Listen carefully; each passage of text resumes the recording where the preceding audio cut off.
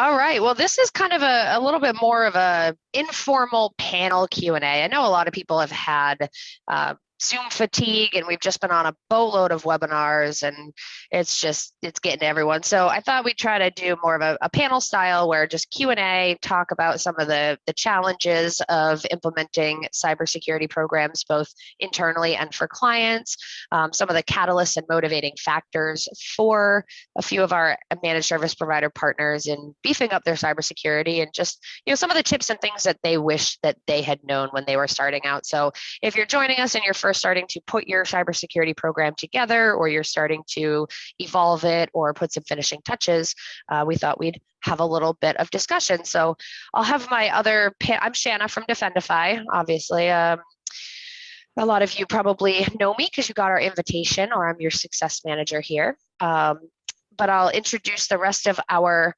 panel here and our managed service provider partners, handpicked by me. So Joshua, we'll start off with you.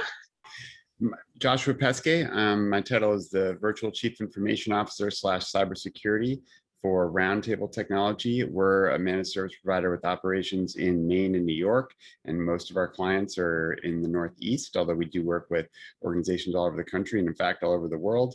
And we're primarily working with nonprofit organizations, and I in particular often am working with organizations that have unique risk profiles, working with journalists overseas doing human rights reporting, or immigration rights activists or civil rights activists, and folks that in some other countries are sometimes targeted by their own governments for surveillance. And so that's sort of my area of specialty, so to speak, and been a Defendify partner for over 2 years now. And it's been absolutely transformational for RoundTable, and really couldn't imagine being without Defendify at this point. Talk about it pretty much every day with prospects and customers. Yeah, you guys were one of our first partners that really brought us through the scrutiny ringer and gave a lot of feedback and suggestions. So we definitely appreciate having you on board, and congratulations, MSP 501, numero 12. Yeah, so thank you. 12 on the MSP 501 list. They're rocking and rolling.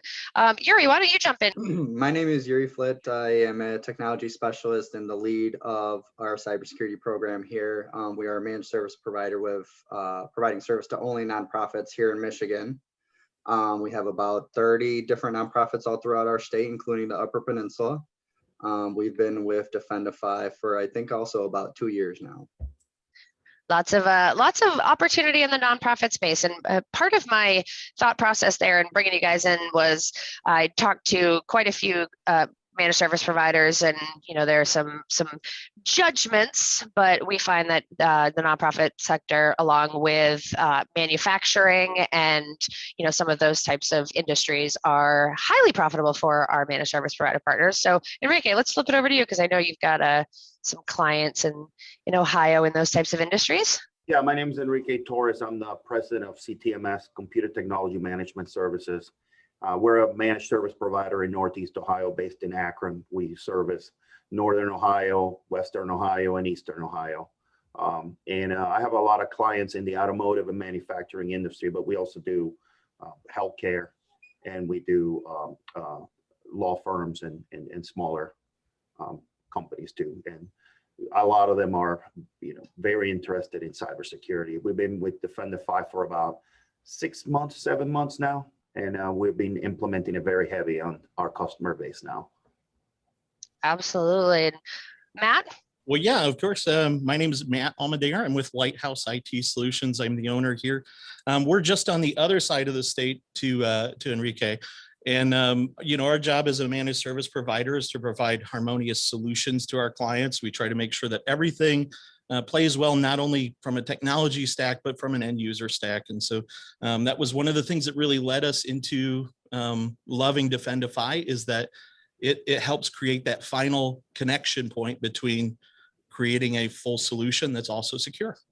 The first place I want to start out here is, what was the catalyst for you in adding cybersecurity services? Either was it, more internally to protect yourself, or was it something that was led by your customer requests?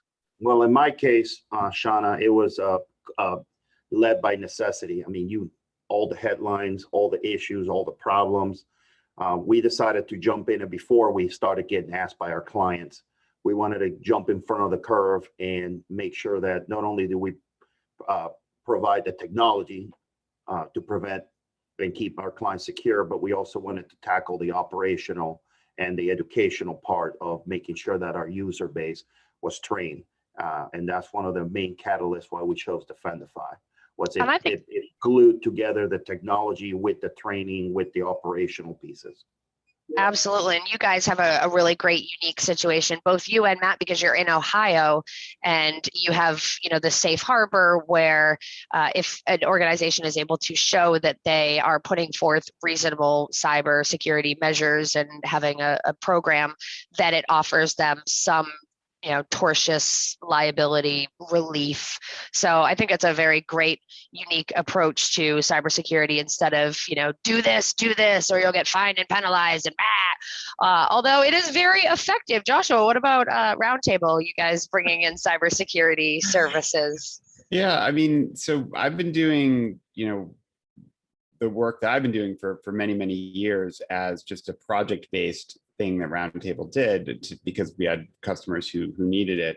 And probably around 3 to 4 years ago, we decided we needed to have a comprehensive security offering. And so our path was kind of like originally looking at how would we package together, like password management and multi-factor, looking at $30 a month our cost that we'd have to charge $50 a seat, and it would be insane to manage. And I was in charge of that project, and very much toward the end of it was kind of just casually handed off to Rob for hey, he's doing this thing. At the time it was under a different name that now I can't even remember. And I was like, wow, this is actually exactly what I was looking for that no one had. And it's actually at a reasonable price, where it's a cybersecurity program under one pane of glass, where we can do awareness training, vulnerability scanning, phishing simulations, risk assessments, policy, incident response, all in one place. It was, to me, like, wow. I was, you were so new that I was very, very hesitant, but I was impressed by Rob and Andrew and the team there. And we've always been willing to, we're a small growing company ourselves. We're always been willing to give others a shot, and it's really worked well. I think our companies have grown together very well. You've been a phenomenal partner for us, and it really has, allowed us to deliver a comprehensive solution to our customers that has just been huge. Awesome. What are some of the client requests that are generating these cybersecurity inquiries? Like what are the clients going through that leads them into cybersecurity services? Yeah, so as far as like our catalyst, I'll start with that. We kind of wanted to offer something to our clients before they came to us. So that was another thing. So we did a lot of research and reached out to different vendors and kind of seeing a solution that fit our needs in terms of, because we're a small company, and especially when you're working with nonprofits, budget is a big thing. And getting, the most value out of a product has definitely always been at the top of the list. So finding Defendify, like Joshua mentioned, with all of the things, including the policy making and the website scans and everything all into one bundled, it just really worked well for us. So that worked well. But in terms of, I guess our clients are different in terms of our needs. A lot of them didn't really know or understand a lot about cybersecurity, but then once we kind of really gave them the value of it, they definitely appreciated it a lot more. And just being able to give them an overall, I think, cyber risk assessment and making them understand the fact that, yes, they're a nonprofit, and a lot of things that they always said was, well, we're a nonprofit, we're small, we don't really have a lot of data or a lot of information. Why would we get hacked? And kind of making them realize that, sure, but there's still lots of information that could be used. You know, you took advantage of some grant programs and were able to get some additional companies into Defendify and show them their risk profile, help them identify. I mean, we've had some great conversations with those clients about, you know, how it's benefited them outside of work, and, you know, some compliance that they've been trying to meet and how happy their board was. So that's awesome. We'll throw this out, Matt. I'll ask you, what has been the biggest challenge that you faced in implementing a cybersecurity program? In terms of the challenges, I think sometimes the client buy-in can be very difficult because you know, we rely so much on technology, and if I'm going to sort of, I guess I've been quiet enough that ours came out of necessity, but in the wrong kind of necessity is our introduction. And so we had a client that did not like to follow our recommendations. And it's not like that we did anything dangerous, but we let them go against our recommendations.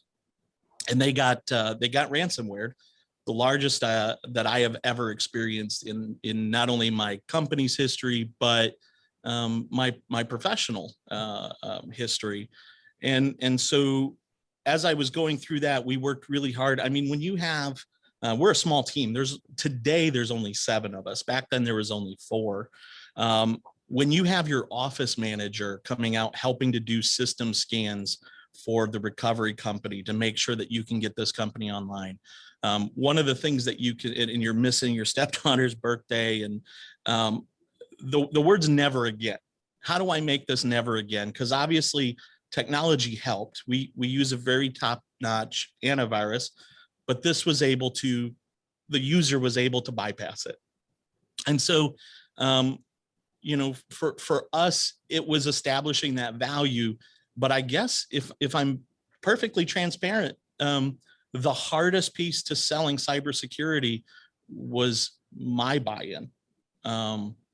Because I felt like the more I added layer-wise to a client, the harder to do their job it would be. And when I got a taste of what the necessity, what the opposite side was, it wasn't as hard for me to sell anymore, because the newspaper articles in Northwest Ohio, when we became a Defendify partner, you guys mentioned that you work with nonprofits.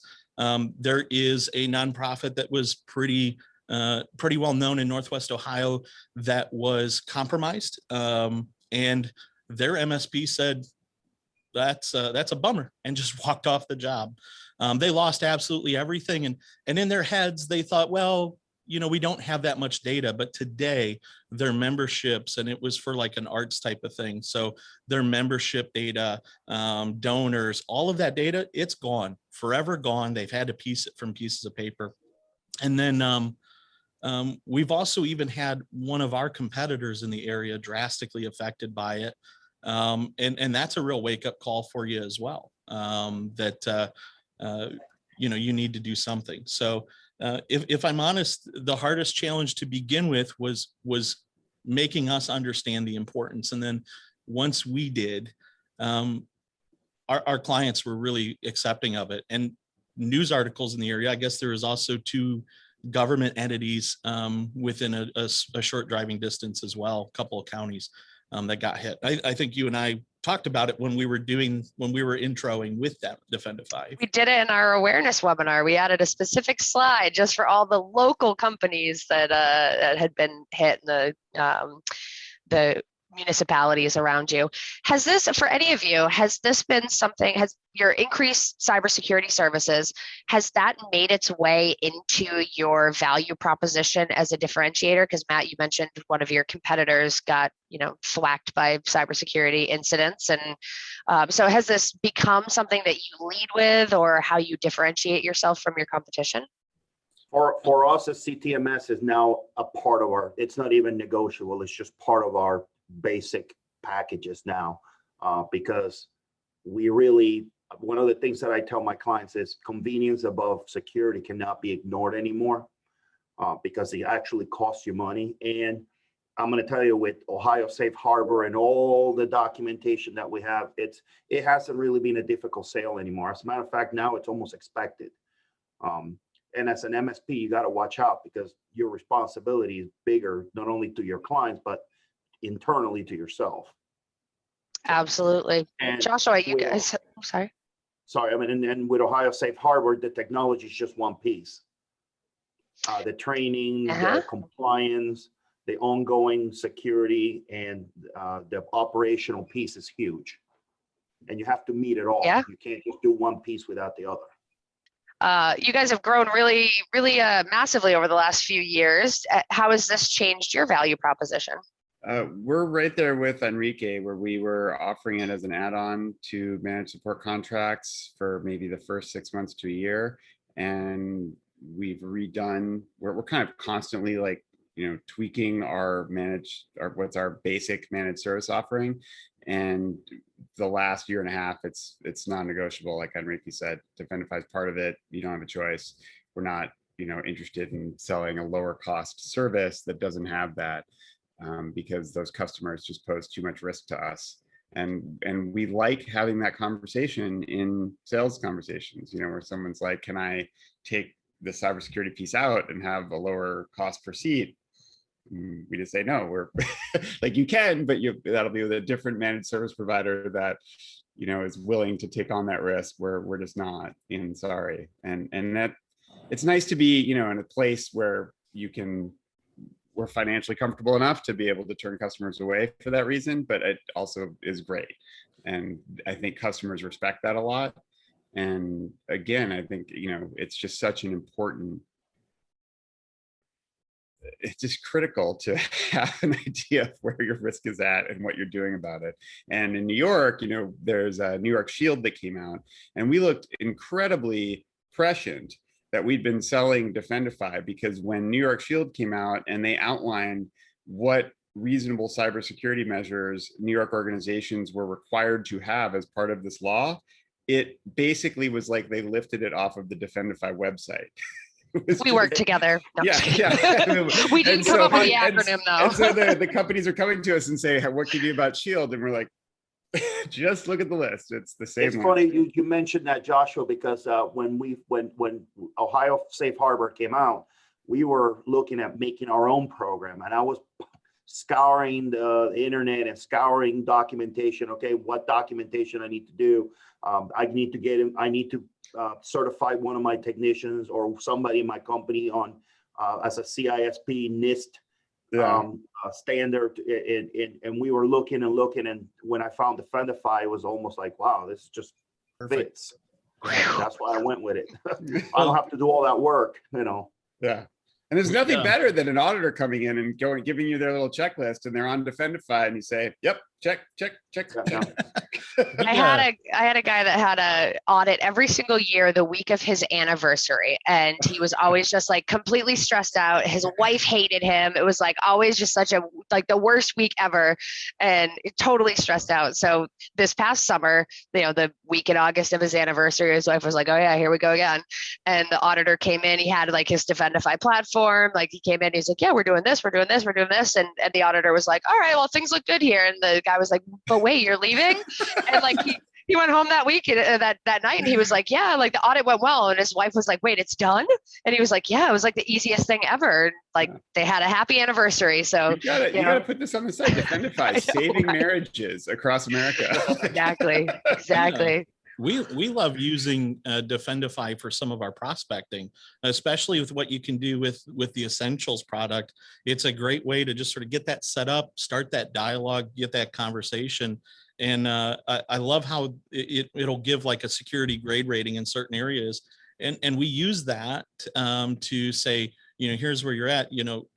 Yes, as of today, I agree with these guys about it being part of your managed service offering. Admittedly, for us, we have not incorporated that or adjusted it, but it's like my wish list of when we get the time to redo things. It's absolutely going to become a must-have. But in our sales process, it hasn't really affected us at all, because we make Defendify part of the proposal process, and we have them fill out some of the questionnaires and things using the Essentials product. And when that comes back as part of our sales presentation and proposal, we can show them, there's holes in your security, and here you go. And this is just based on a questionnaire that you filled out. And about half the time it's an astounded, yeah, I don't like that. Another thing that we do, which I really recommend that other folks leverage as well, is because Defendify allows you to have a certain set number of the essentials packages that you can deploy at no cost to your MSP. We include them. I do, typically anywhere from 15 to 25 assessments per year as projects, and they're very good as prospect development. We have a pretty high number of assessments that convert over to managed services. And so since we had Defendify Essentials, we include as assets, right? The comprehensive NIST-based risk assessment, an incident response plan, a technology and data policy, a vulnerability scan of your network, a vulnerability scan of your website. And it sounds like, and they are getting a terrific set of assets, all of which take me about 3 minutes to deliver to them. And then I can take all the rest of the time on the project really digging into, doing staff interviews and stuff like that. So that's just been huge for us. I can't tell you how much time I spent drafting tech policies for people before Defendify came along. So how many of your clients are getting third-party vendor risk or like compliance assessments from their customers or clients? Yeah, we're seeing a lot of that, third-party push down, obviously with recent events in the news and, the vendor risk and third-party risk side of things. A lot of people, and this goes all the way back to Target, if we really are talking about huge news stories. Automotive, just to do, because you're on that point on automotive, they're becoming, the automotive manufacturers are really demanding that the dealerships start paying attention to security. And the second to your mortgage, when you buy a car, you provide the most amount of information. And I'm going to tell you that a lot of our clients were caught by surprise about how little security they had regarding their information. Yeah, there was a large automotive lender out in California that had a huge data breach. Yep. And dealerships now are, because they're taking the information on behalf of financial institutions, they fall under the same safeguard categories as banks. So, and I think another thing to do with that as well, like there was a study that was put out that talked about the percentage of people who would not go buy a car again at a dealership if they had a compromise of their information. And a lot of the times these dealerships are, like ABC Town, Maine, Chevy dealership. And then, if that dealership has a breach, that customer is going to just write off Chevrolet, like flat out, and move to Toyota or something. So not only does it impact the dealership, but the whole, car brand. So we'll see that third party push down. And it's embarrassing for the company too. They have to disclose, under Ohio law, they have to disclose the breach. They have to provide a plan. It's just a whole brouhaha of stuff that you don't want to deal with. So it's best to just prevent it. Yeah. And another great thing about that essentials package of Defendify, and Shanna, I give Shanna credit for kind of coming up with this as a solution, because the reverse third-party problem is true as well. Certainly that's actually been the bigger issue for our clients, where their auditors are saying, are you doing a third-party risk assessment for your vendors? Right? And they're like, we don't know how to do that. So rather than having to write up a questionnaire for them and then deliver it, Shanna suggested, why not just leverage those essentials packages, create a Defendify instance for their vendors, tell their vendors to go complete the full checkup, and there's your third-party risk report right there, which is a fully NIST-based assessment. And then basically tell your client, now go tell them to remediate as many of those things as they can before next year when they'll be assessed one more time, right? It's great. Exactly. Absolutely. What were some of your fears or concerns in adding some cybersecurity solutions into your stack? For us, big thing was definitely budget, whether we could get that into on their plate in terms of different budget years and just budget overall. Also, another big question that a lot of our folks had was time constraints in terms of how much time is it going to take from them to implement this and then manage it overall, which has actually been not a lot of time, maybe, you know, an hour of time to onboard, and then you just kind of, it's an ongoing thing in the background and as things come up. So that has really helped us sell it. Nice. Any concerns for you guys about liability or fears about going to your customers and either, you know, telling them that they need more solutions and they say, well, I thought you were already doing all that for me, or asking for some more money? Any concerns about that? We had that at the beginning with questions like, well, don't you already provide our security? Don't you already do this? Don't we have a firewall? Don't we have antivirus? But again, to me, that's with the current scene and with the stuff that's going on, that hasn't really been an issue because it's been an easy objection to get over. Also the execution, the complexity of the execution. Is this going to be hard? Who's going to do this? But again, you know, the simplicity of the program is what makes it so attractive. It's that it makes it simple. We can go ahead and take care of the technology and all that other stuff, and all of the operational, all of the procedure, all the auditing tools are there. So it's a simple thing for me to just assign a resource and get it done and work with the client to just do the continuation, and it becomes actually a very easy process to implement. Well, I would say, I mean, I think the price concerns were obviously the biggest ones up front, is just adding cost to the per seat or trying to get people to upsell to something that, and this is the challenge in cybersecurity generally, which is that risk reduction or risk management, you know, it's not easy to point out a positive return on investment for people. So that makes it a hard sell because it's just a cost center. That's how people view it. Like insurance. Until they get breached. But what I agree with Enrique, I think the news has basically done most of the work for us over the last couple of years. And so the objections are just going away, and in fact, moving the other direction, where now people are like, how much cybersecurity can you sell us? You know? So I would say where the challenge has been, which has also been an opportunity, I think, for growth for us, has been in supporting the kinds of questions that come up when clients are actually using the platform as it's intended. So I would say dark web scans are like an obvious example. So our account managers, we call them customer client success managers, CSMs, but they're meeting with about 30 different clients each on a monthly basis. And now Defendify is a part of those meetings. So they're looking at a dark web scan, and they're now in the position of having to answer questions like, what does this mean that our executive director showed up in these 2 breaches that are labeled as high risk? And so educating our account managers as to how to have these conversations and when to escalate and how to help the clients prioritize has been the biggest challenge, and where we saw a lot of risk that our, you know, our account managers were getting hit with a lot of questions they weren't prepared for. But that's been a great opportunity for us to educate them and educate ourselves into how to answer these questions thoughtfully and in helpful ways for the clients. But that's an ongoing challenge just with cybersecurity in general, I think. Absolutely. And Matt, one of the things that we talked about, and I wanted to bring this up for our other attendees, because I did was it 2 weeks ago? I think I had a how to spot a phish webinar. And for those of you who are new to Defendify, I actually didn't come from a technical background.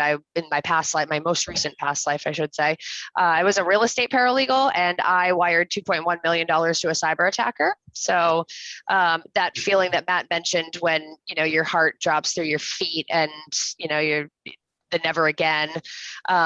I experienced that firsthand, which also gives me, you know, a unique perspective on the liability side of things, which I think could be a whole nother conversation for managed service providers. Joshua, you mentioned breaking up with some of the, you know, more difficult clients who don't take their security as seriously as you do. But I know firsthand how easy, you know, the cyber attacks can be to fall for, even if you consider yourself a decently intelligent person. I also at Defendify have failed a phishing simulation. So since this has become my world 2.5 years ago, and I eat, sleep, and breathe this stuff day in and day out, even the person who works for the company, and you had mentioned the failed phishing simulation side of things. So it's yeah.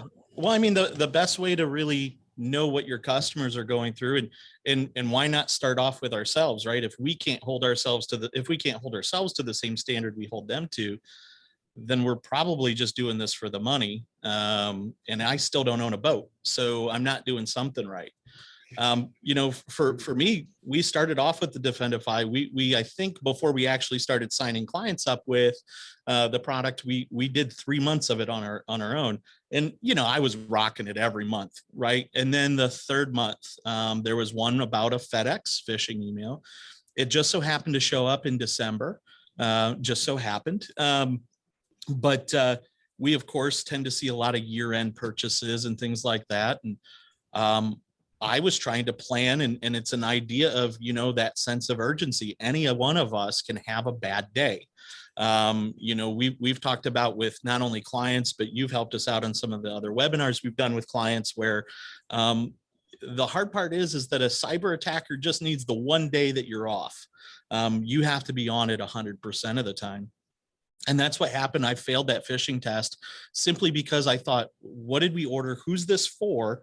Why? And I was already stressed, so I never bothered to scrutinize it.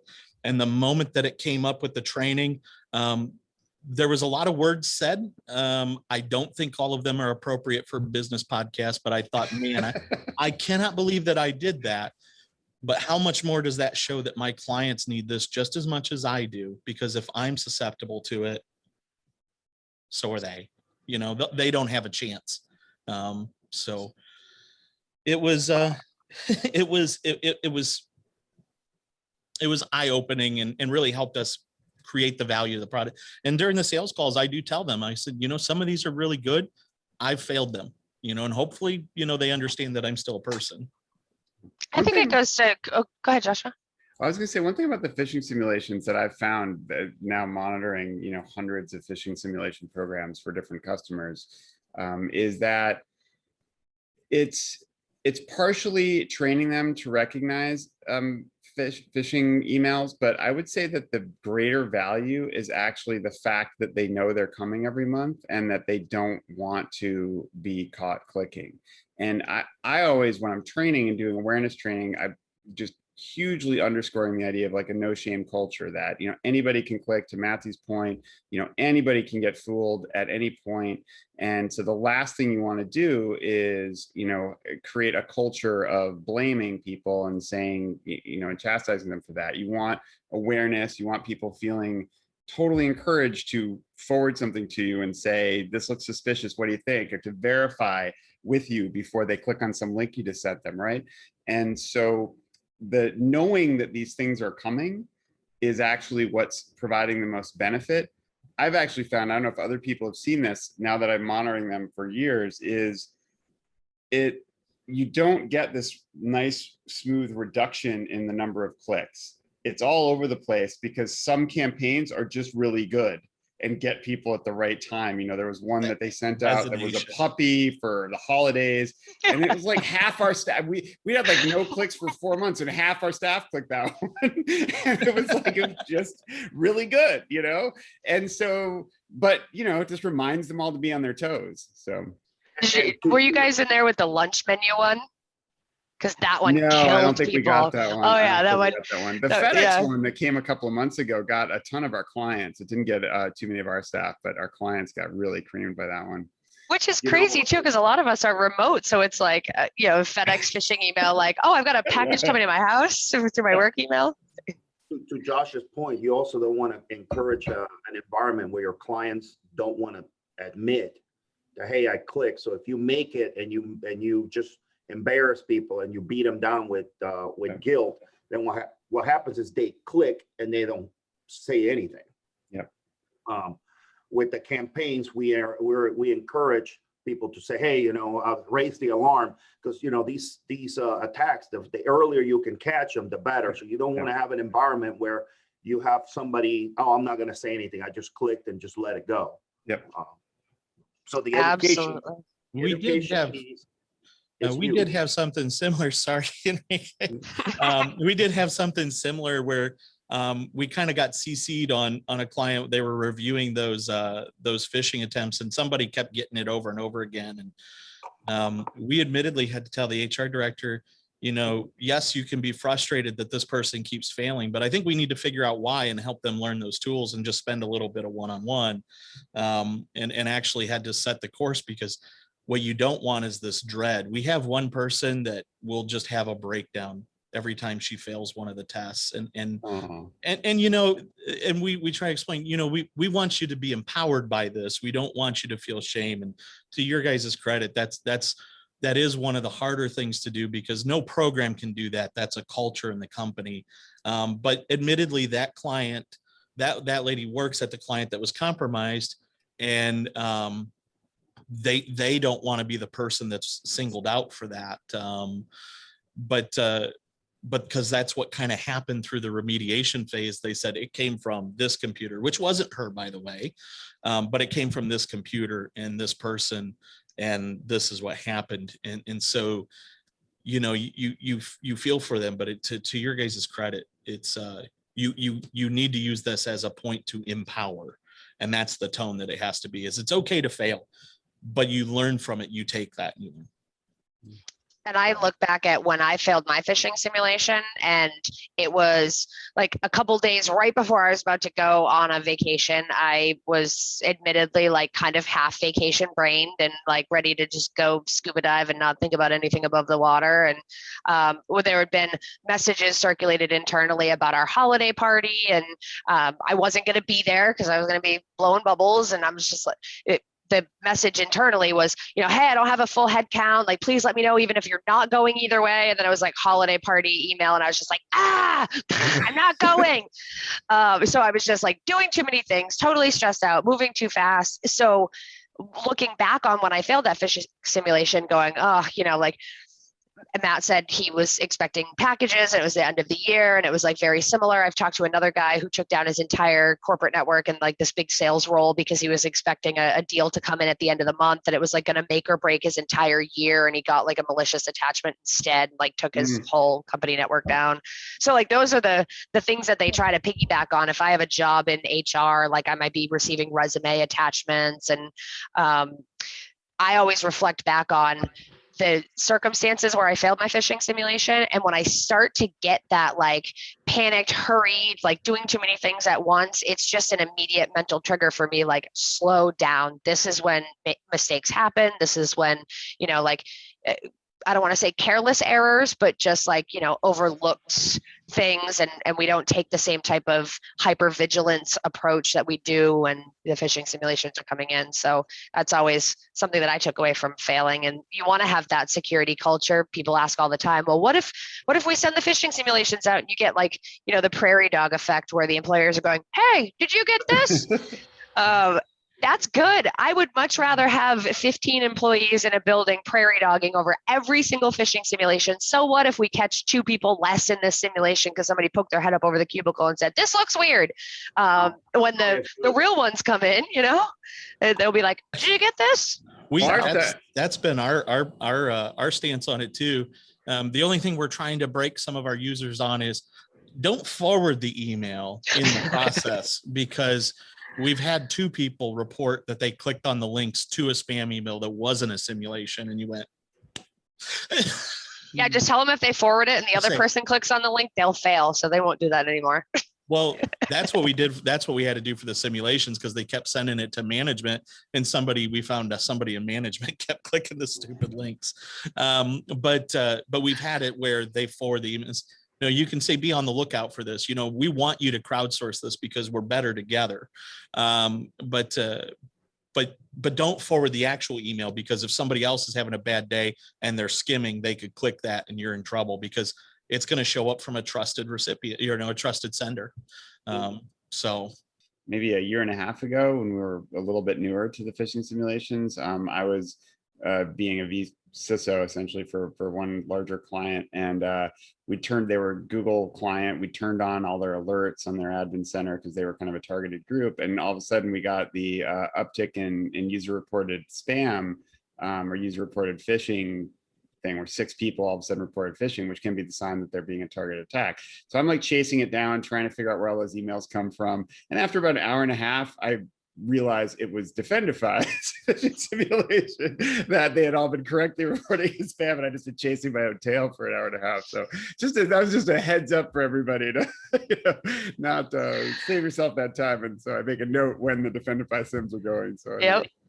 One of the things I want to know is if you could give the people that are watching this webinar one top tip that will make your lives easier, protect your clients, just make everything hunky-dory and rosy, what would that one tip be?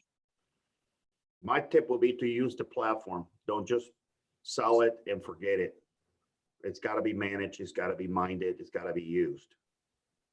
A lot of times MSPs will implement a technology and kind of forget it, move on to the next thing. In this particular case, it has to be continuously used and integrated into the fabric of the company and its processes.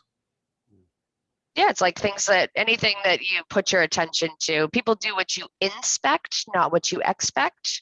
So making sure that you're going in and taking a look at reports and making sure that there's good, employee engagement, that their, reports are running on a regular basis, checking yourself that all the vulnerabilities are, nice and shorn up and clean, and nothing suspicious or nothing, critical is coming back on those reports.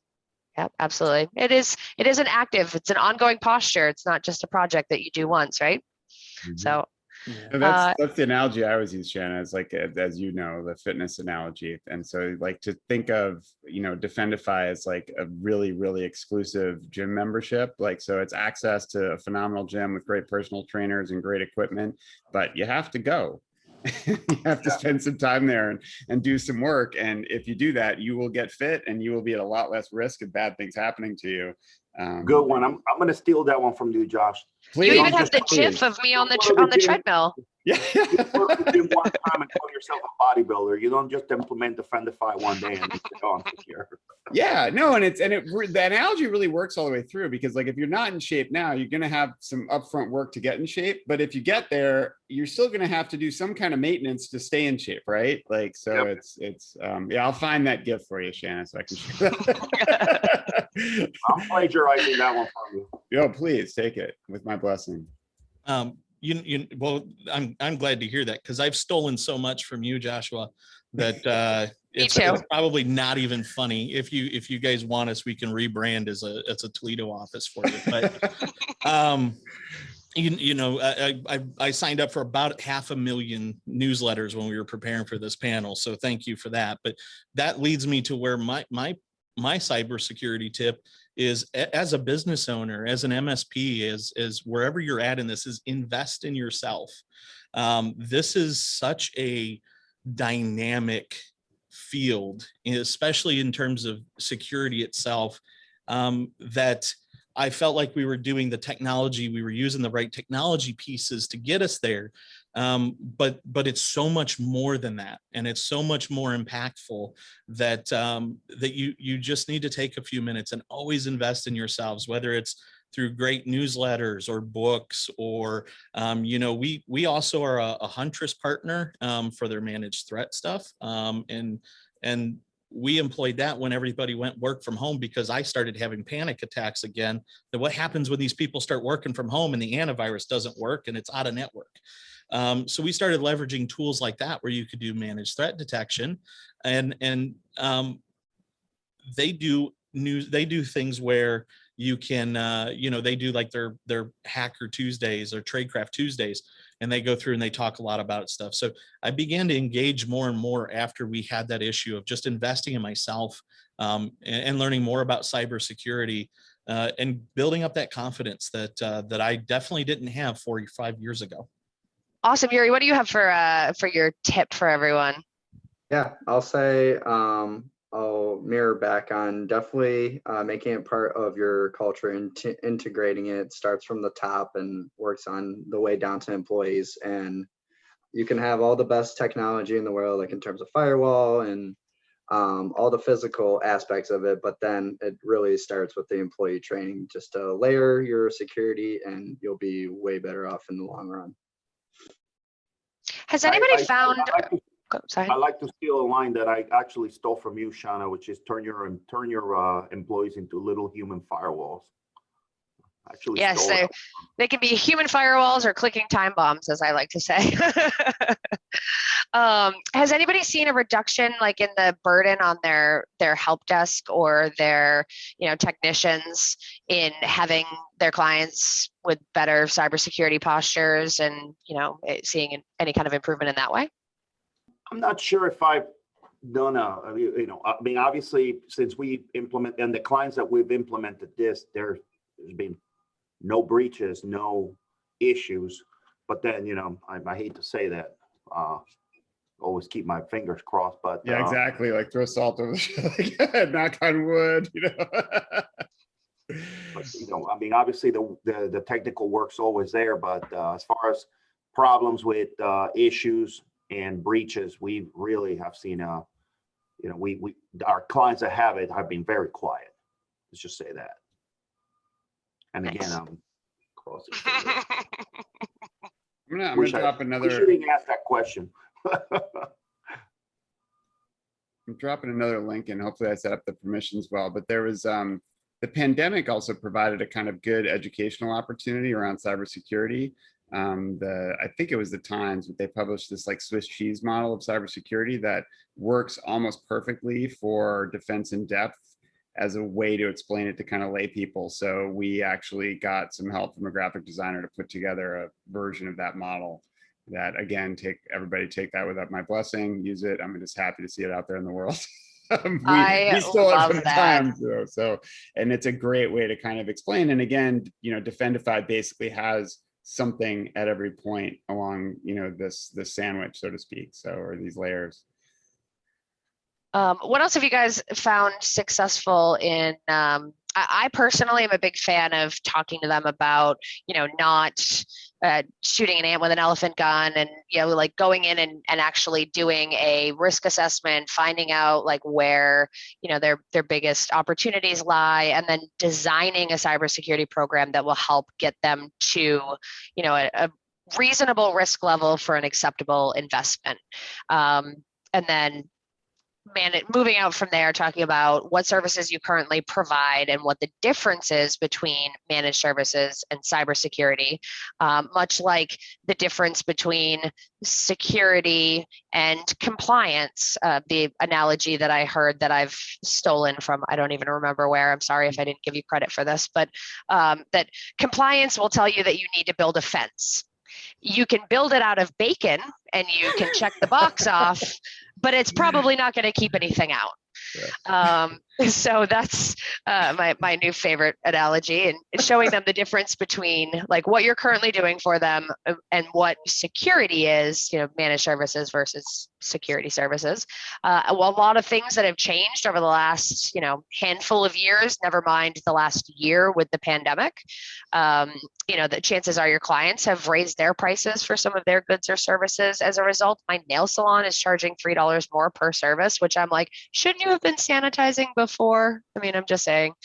And then, taking a risk-based approach with figuring out what solutions they need to put in place, building a custom program. Some of your clients might need full, XDR services. Other ones really just need policies and user training and some basics. Have you found anything to be super successful in your sorry. I get to facts.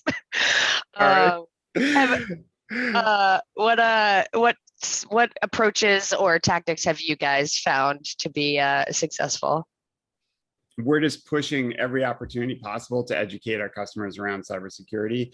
And, we just launched something that's incredibly silly that, we're just constantly looking to try to make it fun and engaging for our customers, to draw them in, to help them better understand where the risks are. So the traditional, FUD, for people who aren't familiar with that, fear, uncertainty, and doubt brand of marketing, scare the crap out of them so they buy the security services. It's just not our style, and we don't like doing it. So we really want to say, hey, look, here's like some fun, engaging content that helps you understand these challenges a little bit better. And then kind of, if we have persuaded you that these are important things for you to look at, then we definitely have a platform for you, and hopefully that'll help you. And that's really what we found the best. It's a little bit harder work, but it's very rewarding when it lands right. Well, Tater and Stash got a lot of thumbs up around here. Yeah. we here in Ohio, I'm going to tell you, with Safe Harbor, and it's just been easy. Also, a lot of companies are now being required to have cybersecurity insurance, which they're coming to us now going, hey, we got to get cybersecurity insurance, and they want us to do this, which means they have to be compliant with something, and it's just becoming easier to sell for us. And with Ohio Safe Harbor, they kind of took the same approach that you just said, where they're not scaring you into being compliant. They're giving you a carrot and an actual financial incentive. Yeah, which is amazing. I wish every state would do that. It's so smart. In my personal opinion, I think I know a lot of partner prospects that we talk to who are considering adding Defendify into their stack. They've got a lot of concerns. They're nervous about going to their clients and saying like, hey, I'm not doing enough for you. That's how they view it, or asking for more money, or the concerned about the lift on their team to get something like this implemented. But in my opinion, and I know, Joshua, I've had a conversation with one of your teammates there when you guys got to break up with one of your clients that just were not really taking things seriously, and it was kind of almost like a victory party, and they some challenges. Yeah. But I look at, you guys are, implementing cybersecurity measures. With my background in a law office, I look at that as, reducing your risk and your liability. And if those clients don't take security as seriously as you do, they're going to be, having a massive ransomware incident or some type of cyber incident, and they probably don't have cyber insurance. They're going to be looking for someone to blame. They're going to be looking to point some fingers, recoup some financial losses, and then, you're going to be finding. Sure, it might be a difficult conversation to start off and really train your team up and get them out there having this discussion with clients. And there might be some that they don't want to talk to about it, but you got to kind of pick and choose when you're having that difficult conversation. Do you want to be having a difficult conversation about why you didn't do more for one of the clients in the security realm to a judge or a jury full of a bunch of also non-technical people? Or do you want to be having that difficult conversation with the client that, hey, look, I know we're going to be adding some additional services. There's going to be a monthly upcharge, or, if you're just incorporating it in, or have, an increase in your monthly services. Here's a really quick, here's a mantra for everybody, which is that this is just something I've learned over many, many years with customers and difficult conversations. I always want to have my difficult conversations before, not after. It's always better before, but you're not forced to do it before, so you don't, but you then will have it after, and it'll be much worse. So, and you're driving the bus. Yeah. So I just look at it from the liability side, and in this day and age, you have to be doing more. You have to be giving your clients some additional protection. And otherwise, there was a case I was reading about where the judge actually used the managed service provider's marketing website saying oh, we do all things technology for you. And that's what they were making a decision based on. How is security not one of those all things technology? Because, they don't have the same understanding that other professionals do. So that's about all I have on that subject, but I really appreciate all four of you for jumping on a call and just chatting with me about some of the risks and rewards and challenges and your security journey. And obviously I appreciate every single one of you as our partners, and all the rest of you that are on this call or watching the recording afterwards, and all of our future Defendify reseller partners and everybody else in this crazy industry. Ta-ta for now. Talk to you guys later. Yeah. Bye-bye. You guys. Bye, guys.